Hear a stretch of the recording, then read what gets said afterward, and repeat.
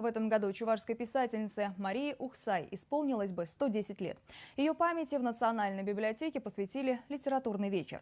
Мария Ухсай родилась в 1908 году в Козловском районе. После окончания Чувашского педагогического техникума и пединститута пошла преподавать. А литературное творчество Марии Ухсай началось с перевода пьес русских классиков на чувашский язык.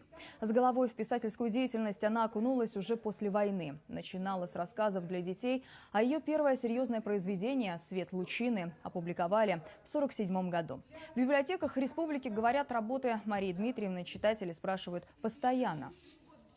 Когда говорят, что хотят осчастливить мир, да, то нужно прежде всего в семье навести порядок, чтобы дома было хорошо. И мама была настолько какая-то благополучная, настолько комфортная, что рядом с ней всегда было очень хорошо. И мама сделала так, что она смогла, что папа состоялся. Ведь если бы не мама, может быть, и не было бы Якова Ухсая, но она всегда говорила: Яков – гений.